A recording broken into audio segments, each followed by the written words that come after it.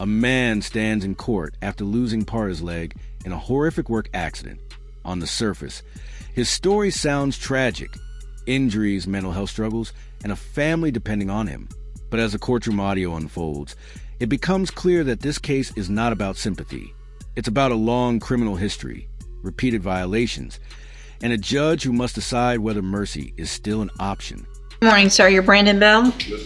And this is cause number 24, DCCR 1008. Mr. Bell was previously in court, entered pleas of true and a motion to revoke deferred probation.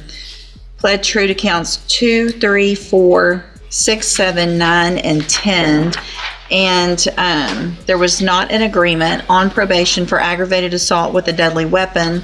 And there's also medical records of how he lost his leg recently from being run over by a dump truck while working. Okay. Probably in addition, Judge, if I may, to the fact that you were called the complainant in the underlying case for which he is on probation. It looked like a stretch to even put him on the probation with his history, but she was very adamant about wanting probation or even non-prosecuting, and she came and testified before you the last time the motion was set so that you could advise them both with respect to the no contact order, which I don't think either one of them were following, but I don't have proof of that, but I know that's been a concern, but I had some difficulty with that portion of the case. Okay. And if the court would also remember, she was expecting another child. They are expecting another child. So she's also, Go ahead and make argument, and then I'll. She's also controlling the checking account. He's getting settlements, and he's providing the money to her for the children. They still have a house together, but he does have a place to stay, Judge, and that is his mom's, which I believe she can't go to. He has mental health problems. He's had some problems in reference to possibly smoking marijuana, but I think it's contributed to things that he has gone through in life. As I said, I have some medical in reference to an amputation. Of course, he's lost part of his right leg. That was due to a dump truck backing up over him while he was working. We're asking, Judge, that you continue him on probation. He does have obligations with his significant other in reference to the newborn. If there is some program that he can have that's outpatient, to maybe give him some direction. One last time, he was put on probation in April of this year, Judge. It's not like he's not reporting, he's trying to pay or has been paying. And try and do stuff. I think he just needs a little bit of a correction. I've had extensive conversations with his wife. I've tried to tell her the way it has to be as of yesterday. We've talked over the phone in the way that it would have to be in reference to separation until they learned how to possibly get along together. So that's what we're asking for, Your Honor. Ms. Malfino? I call Ms. Lopez. Ms. Lopez, if you'll raise your right hand, do you swear or affirm the testimony you're going to give in this hearing will be the truth, the whole truth, and nothing but the truth? All right, you may proceed. Ms. Lopez, would you please state your full name for the record? Rachel Lopez. And how are you employed? I am the high medium risk officer at adult probation here in Jefferson County. In account number 1, it alleges that he failed to immediately report to you his or her contact information in violation of condition. Can you explain that to us? There were multiple instances throughout the time that he was reporting where I would attempt to call the number he had provided at a previous office visit and would not be able to reach him. So then I would have to then search through his associates to find someone else who would answer, who would then say, we'll let him know you called. And so it's standard in our court orders that they're supposed to keep their contact information updated due to the fact that most of the time I cannot give out certain information to other people due to confidentiality. Allegation number 8. Did he admit to you the adulteration of his UA analysis on or about June 30th of 2025? Yes, when he submitted that urine analysis that date, it was clear in the cup, and I did make a note of that in my chrono. It should be noted that even if someone is extremely hydrated, their urine is not crystal clear. And so when I specifically asked him in the offices at that date, did you do something to make it be negative? He said yes. And so while the drug test reflects negative, he admitted in the office visit that he had taken something, drank something to adulterate urine. And in fact, you and I have had a lengthy conversation in the past about his use or suspected use of K2 synthetic marijuana, which lends to possible negative UAs when in fact he would be positive just due to the nature of that synthetic. Yes, Ms. Strother, our UA tech, has explained to me that K2 is a difficult drug to drug test for because much like the flu, there are multiple strands of K2 drugs out there, and our drug test can only specifically test for one type. And so if he had not used that specific type, it would test negative. And so the incident reports that I received through Beaumont PD indicated that the effects that they were seeing in their reports indicated synthetic marijuana use. And that information is also reflected in your update to the court, correct? Correct. With respect to how his behavior appeared to be altered, involving odd hours, showing up at odd places, attempting to contact the complainant, etc., regardless of whether or not they mutually agreed to do so. And I believe your recommendation is very well thought out and very well put in the updated PSI. Do you have anything to add to the report? I do not at this time. Okay, has I have some questions. Yes, sir. Ma'am, did you ever get his records from Defendant? I believe so, yes. And was he under medication? Not during the time of all of this taking place. I know that since he was out on bond, I believe he went to Spindletop as of August 11th, and that was when he began having his medication the way he was supposed to. In your report, you stated in the first or second paragraph that while the defendant does report as directed, he has made basic efforts towards paying his fees, correct? So he has been reported to you. Correct. And then you also started receiving phone calls from the victim. Did you have any dealings with the victim at all? Were you here the last court hearing? I was. She didn't act very rational either, did she? Not often, no. And do you realize that they are expecting another child? Yes. And how many other children do you remember? I believe they currently have 3 children together. I believe this is the 4th. If I told you that there was a settlement to Scott Brown in reference to the motor vehicle accident that took his leg, you wouldn't disagree with that. He told me that at the jail when I did my PSI update. And he's getting monthly, settlement checks or quarterly settlement checks in which the wife does have access to his account. That I don't have any knowledge of. You did also receive telephone calls from his mom, correct? Correct. And basically she said that he's talking out of his head, he has mental health issues, right? She did at one time, yes. She didn't know, well, has to be between April and now, right? Yes. Because it was put on. Specifically whenever he was out on bond. Okay. He did appear to be kind of delusional state, correct? Yes. Unable to remember reference to taking medications or injecting, so he was on some type of medication, correct? Correct. Nothing further. Anything else, Ms. Buffino? I don't know yet what I'm going to do, but is there any reason based on the injury that Mr. Bell could not go to special needs safety? Is that something that would prevent him from going? I do not believe so. You don't think so? You don't think so? I think there are people that have gone to Spindletop that are Sure. in wheelchairs and things of that nature. Yeah. I said Spindletop, I'm sorry, safety. Yeah. So I think he would still be able to go. I think it would be under special needs. Right, that's what I would, Yeah. if that were an option, it would be special needs because that would address both of the. Addresses mental health also. Yeah, that's what it's for. I mean, and here's the thing. I think a lot of the mental health is because you're using synthetic marijuana. I mean, that's going to, so, Ms. Malfino, anything else? Judge, I think you have a lot of information before you had an ending your decision. I do think it important, and I didn't want to hide behind the fact that we have had the issues with the complainant, and she did come and testify. And that's the only thing that's keeping me from doing probably what needs to happen. But I don't have an interim update with respect to her. You may.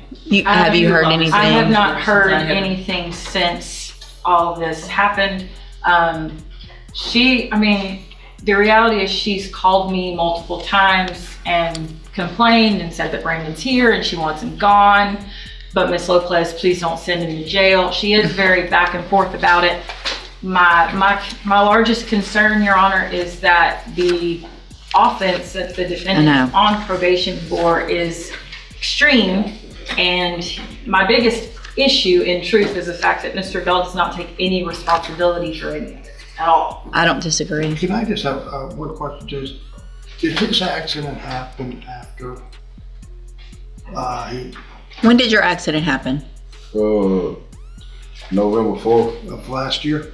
It's Of last year. So all this has happened since he's been on probation. Was No, this prior. before? Was that prior? His to accident his was accident? prior to when he was placed on probation. Right. No, but how about the incident itself? Oh, the underlying offense? Yeah, April of last year. So the underlying offense was prior prior to his. to the injury, but the injury was prior to probation, where he's still, regardless of you can still do things to injure someone, to harass someone, to put someone in fear with or without a leg. And that's what he's done. That's what you've done. Still make babies with her. I don't know. That she was pregnant. The whole point of this is you beat the crap out of her when she was pregnant, and now we've got the fourth. Correct. Judge, would you like me to do a bailiff's call for her and see if for some reason she showed up today and Sure. court needs to speak with her? Adriana Bell? Can we do a call for, Adriana Bell? I don't know if that's going to help either, though. We've done that before. There was a no contact, and now we have another baby. So obviously there was contact. Can I address that? From what I found out, Judge? I don't need Snickers from the gallery. I'm not calling them as witnesses. Every time they got mad at each other is when she got on the phone. But she got on the phone. But that's him blaming. He beat her. You admitted to beating her. So she's probably scared when he gets mad. And then it gets okay, and then it gets mad. And he doesn't know how to get mad without beating the crap out of her. I didn't get that indication, Judge. She's been to my office every other day. She's called. It's really, I'm not in disagreement that Ms. Bell is also the problem, but my biggest concern here is their children. separation. Yeah. I don't care if they stay together or not, admittedly and frankly. Yeah. I'm more concerned about the children involved in this case. This is the moment when the direction of the case quietly changes. The judge stops weighing excuses and begins focusing on one thing only: safety, not just of the victim, but for the children caught in the middle. What started as a discussion about probation and treatment turns into a serious realization that continued leniency may put innocent lives at risk. Because of the violence that they're being subjected to. Whether or not the two of these adults can reconcile is between them, but there are children involved that I am extremely concerned about. I agree. All right.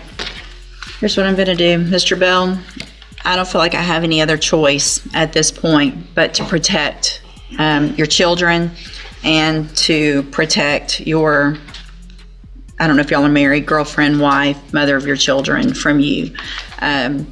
I understand the mental health issues. From what I can tell, most of those are self-induced because you were using K2. There haven't been an incident since I've been on probation.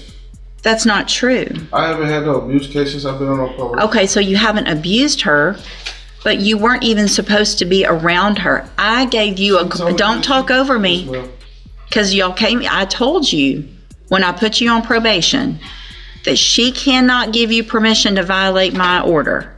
Yes, ma'am. She can't say, it's okay, come on over. She came to my house. I was staying in the house. She wasn't staying there. Lock the door, kick her out. You're the one that's going to go to prison. She said that she called the laws to kick me out, and you said it still was an issue. She called the laws to kick me out. My mama came and got me, and I've been staying with my mama. I ain't been around her. She been calling the laws on me every time she come to my house. I paid $100,000 cash. Why are you still having sex with her and having babies? That's early on. Early on when? We've only been doing this for 6 months. You've had 6 months, and all this has happened in 6 months on probation. It happened 3 months because she finna have a baby next week. 3 months before I was on probation. So what if she shows up at your mom's house? She's not gonna show up over there. She know her and my mama don't get along. Probably for good reason. I would represent to the court that there is a problem there, Judge, because even when we talked about possibly with him seeing the kids without her at mom's, and that wasn't a possibility. It's something between her and the mom, his mom. And I know his mom, his brother has gotten in trouble. She has a very stable job at a bank. She's very straight-laced. His brother was the one in the West End that was burglarizing cars, and the owner stopped him and shot him about 8 times on the road and left him there. But she is very straight-laced, and she just couldn't get off of work this morning because of the bank. So, But he needs something, Judge. I mean, well, but we tried to give it to him. well, I'm talking about. I have money now to pay for my battery class too. I have money to pay for my battery class and pay off my probation. I'm not as worried about you paying off things as I am you having continued contact with her. I'm not gonna be in contact with her no more. Is there a way, Judge, to put him on a GPS and reset this for 60 days? No, I'm going to make my decision today because I'm absolutely, if I leave him on probation, he's going to safety, period. So we're not going to get out and see how we do and take that chance without having some kind of treatment up front. I don't know. Y'all hold on a second. Just don't take them far. Mr. Burbank, you're asking that I continue Mr. Bell on probation. Ms. Treatment, Judge. With treatment. I know Ms. Lopez has made her position very clear. Ms. Malfino, what is the state's position? Judge, I certainly have ultimate respect for Ms. Lopez's position. She knows the defendant and what she's been dealing with a lot better, probably has a slightly different perspective on the kid other than what I do, so I certainly defer to her opinion. I also at the same time agree that probably the safety special needs to address that synthetic marijuana issue may be relevant. Has he had that opportunity in the past with some other charges? Yes, very well so.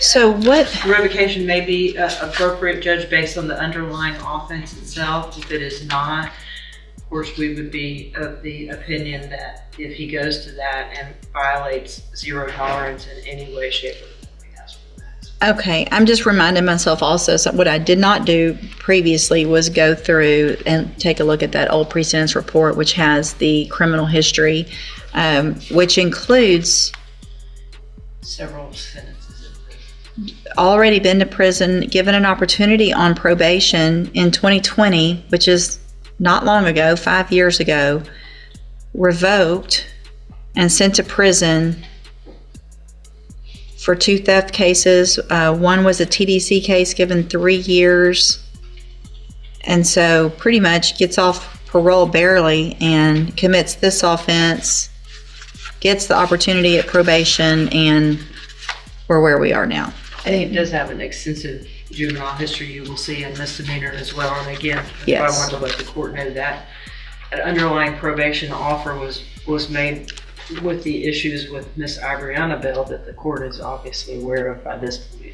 Okay, I am looking back at history, juvenile history, going back to 2013.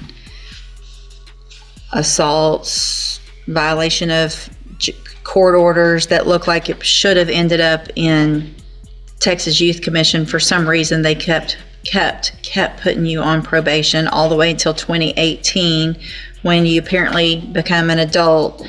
Then you start getting felonies and misdemeanors, get probations on all of those. Those are revoked. You beat the mother of your child while she's pregnant.